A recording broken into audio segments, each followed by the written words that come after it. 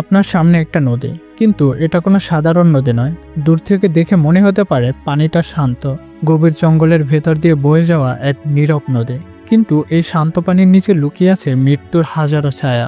ভুল করে যদি কেউ এই গভীরে ডুব দেয়, তার বাঁচার সময় মাত্র 4 মিনিট। 4 মিনিট পরেই অন্ধকার থেকে উঠে আসা শিকারীরা, যাদের চোখে কোনো দয়া মায়া নেই, যাদের অস্তিত্ব তৈরি হয়েছে নিখাত হত্যার জন্য। এখানে জীবন বাঁচানো ভাগ্যের উপর নির্ভর, আর মৃত্যু আসে নিঃশব্দে, খুব দ্রুত, মানুষ টের পাওয়ার আগেই। ভাবুন তো, আপনি হাঁটছেন জঙ্গলের ঘন অন্ধকার পথে, চারিদিকে অস্বাভাবিক নীরব, যেন পৃথিবীর সব শব্দ এক মুহূর্তে মিলিয়ে গেছে। বাতাস নেই, পাখির ডাকার সাড়া নেই, এমনকি পোকামাকড়ের ঢানা ঝাপটানো শব্দও নেই। এই নীরবতা কখনো শান্ত নয়, এটা বিপদের ইঙ্গিত। আপনি বুঝতে পারছেন কিছু একটা আপনাকে দেখছে, কোনো অদৃশ্য চোখে পাতার আড়াল থেকে আপনার প্রতিটি পদক্ষেপ অনুসরণ করছে। আপনি যত এগোতে থাকেন, অন্ধকার যেন আরো গভীর হয়, আর জঙ্গলের নীরবতা আরো ভারী হয়ে ওঠে। আপনি সামনে এগোচ্ছেন, ঠিক তখনই পেছনের পাতার মচমচে শব্দ। ঘুরে তাকাতেই দেখলেন কেউ নেই। আবার হাঁটতে শুরু করতেই গাছের ডাল একটু নড়ে উঠল, কোনো বাতাস ছাড়াই। মনে হলো কেউ বা কিছু আপনার উপস্থিতি লক্ষ্য করছে।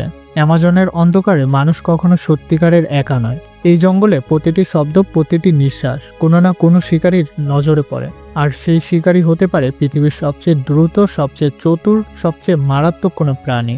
ভিডিওটি যদি আপনাকে নতুন কিছু রহস্যের পথে নিয়ে যায়, তাহলে লাইক দিন। আর আরও গভীর জঙ্গলের গল্প জানতে চাইলে অবশ্যই সাবস্ক্রাইব করুন। আজকের যাত্রা শুরু করি পৃথিবীর সবচেয়ে অজানা ও রহস্যময় জায়গা, অ্যামাজন জঙ্গল থেকে। অ্যামাজন পৃথিবীর সবচেয়ে বড় রেন ফরেস্ট, 55 লক্ষ স্কোয়ার কিলোমিটার জুড়ে বিস্তৃত।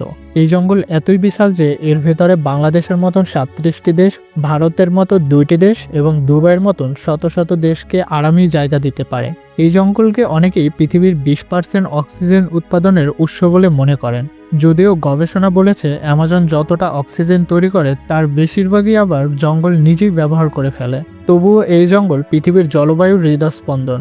যদি অ্যামাজন বন্ধ হয়ে যায়, পৃথিবীর প্রাণীগত ভারসাম্য থেমে যাবে। এখানে রয়েছে 40,000 প্রজাতির গাছ, 2 ও অর্ধ মিলিয়ন প্রজাতির পোকামাকড়, 2,200 প্রজাতির মাছ, 1300 প্রজাতির পাখি এবং অসংখ্য অজানা প্রাণী, যাদের অনেকেই এখনো কোনো বৈজ্ঞানিক চোখে ধরা পড়েনি। এই জঙ্গলে বেঁচে থাকা মানে প্রতিদিন নিজের অস্তিত্ব প্রমাণ দেয়া। একটা ভুল পা, একটা ভুল শব্দ, একটা ভুল নিঃশ্বাস, আর জঙ্গল আপনাকে মুছে দেবে যেন আপনি কোনোদিন ছিলেনই না। এই জঙ্গলে বছরে এমন একটি সপ্তাহ দেখতে পাওয়া যায় না যে এখানে বৃষ্টি হয় না। বৃষ্টি গাছের পাতায় পড়ে মাটিতে পৌঁছাতে সময় লাগে প্রায় 10 মিনিট। এতই ঘন অ্যামাজন জঙ্গল যে দিনের বেলাতেও এর ভেতরে রাতের মতো অন্ধকার। এই অন্ধকারের ভেতরে লুকিয়ে থাকে এমন সব প্রাণী যারা জন্ম থেকেই শিকার করতে জানে।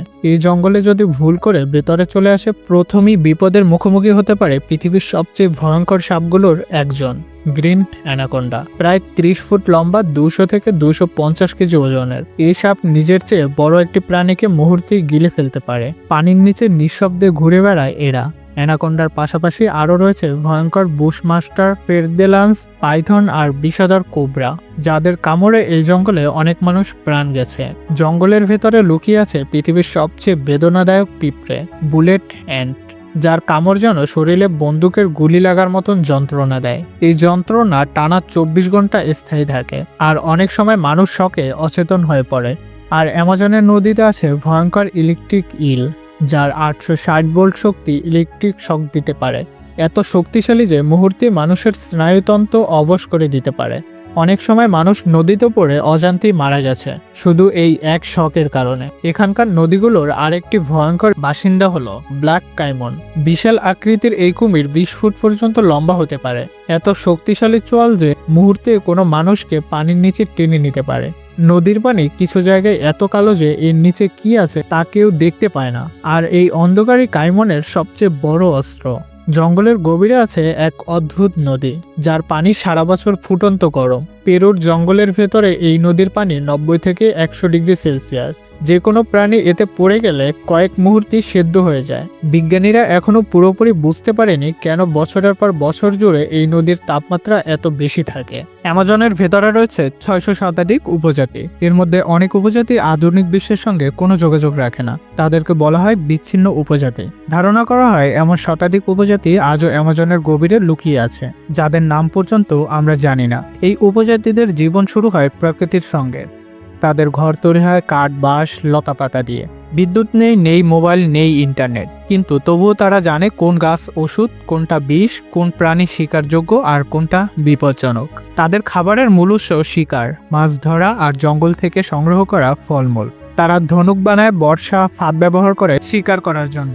আশ্চর্যের বিষয় হলো কোনো আধুনিক অস্ত্র ছাড়াও তারা জঙ্গলের সবচেয়ে ভয়ঙ্কর প্রাণীর মুখোমুখি হতে পারে। অ্যামাজনের অনেক উপজাতি মানুষের শরীরে রং, নকশা বা উল্কি দেখা যায়। এগুলো শুধু সাজ নয়, এগুলোর পেছনে রয়েছে পরিচিতি, সামাজিক মর্যাদা, যুদ্ধের সাহস কিংবা ধর্মীয় বিশ্বাস। কারো মুখে কালো রং মানে সে যোদ্ধা, আবার কারো শরীরের নকশা বলে দেয় সে কোন গোত্রের মানুষ। এই উপজাতিদের বিশ্বাস যতটা আধুনিক, মানুষের কাছে সবচেয়ে রহস্য। তারা বিশ্বাস করে জঙ্গলি জীবন, নদী, গাছ, পশু, বাতাস সবকিছুর আত্মা আছে। শামান বা গোত্র প্রধানরা এই আত্মার সঙ্গে যোগাযোগ করে। রোগ হলে আধুনিক ওষুধ নয়, তারা ব্যবহার করে গাছের রস, শিকড়, পাতা আর অত্যাধুনিক আচার। অ্যামাজনের কিছু উপজাতি রীতিনীতি শুনলে গা শিউরে ওঠে। কোনো কোনো গোত্রের শক্তিশালী হতে হলে যন্ত্রণাদায়ক পরীক্ষার মধ্য দিয়ে যেতে হয়। হাত ভর্তি বিষাক্ত পিঁপড়া দিয়ে তৈরি গ্লোভস পরতে হয়, যাদের কামড় পৃথিবীর সবচেয়ে যন্ত্রণাদায়ক কামড়ের একটি। তবে সব উপজাতি হিংস্র নয়। অনেক উপজাতি পারিবারিক কেন্দ্রিক এবং গভীরভাবে সামাজিক। তারা ভাগাভাগিতে বিশ্বাস করে। খাবার, শিকার, এমনকি দুঃখ তারা ভাগাভাগি করে নেয়। সবচেয়ে বড় বিপদ এখন এই উপজাতির জন্য আসছে বাইরে থেকে। বন উজাড়, অবৈধ খনন, কাঠ কাটা, রাস্তা নির্মাণ, এসব কারণে তাদের ভূমি ধ্বংস হচ্ছে। বাইরের মানুষের সংস্পর্শে এলে অনেক উপজাতি সাধারণ রোগে মারা যায়, কারণ তাদের শরীর আধুনিক ভাইরাসের সঙ্গে লড়াই করার ক্ষমতা রাখে না। অ্যামাজন এমন একটি জায়গা যেখানে জীবন আর মৃত্যু একই ছন্দের নাচে, যেখানে প্রতিটি অন্ধকারে একটি রহস্য, প্রতিটি গাছের পেছনে একটি গল্প, আর প্রতিটি নদীর ঢেউয়ের সাথে লুকিয়ে থাকে এক অজানা সত্য। আপনি যদি অজানা ইতিহাস, হারিয়ে যাওয়া সভ্যতা এবং পৃথিবীর আশ্চর্য গল্প জানতে ভালোবাসেন, তাহলে আমাদের সঙ্গেই থাকো। নতুন রহস্য নিয়ে আবার ফিরে আসবো। ততক্ষণ পর্যন্ত ভালো থাকুন, ইতিহাসকে ভালোবাসুন আর পৃথিবীকে নতুন চোখে দেখুন। আল্লাহ হাফেজ।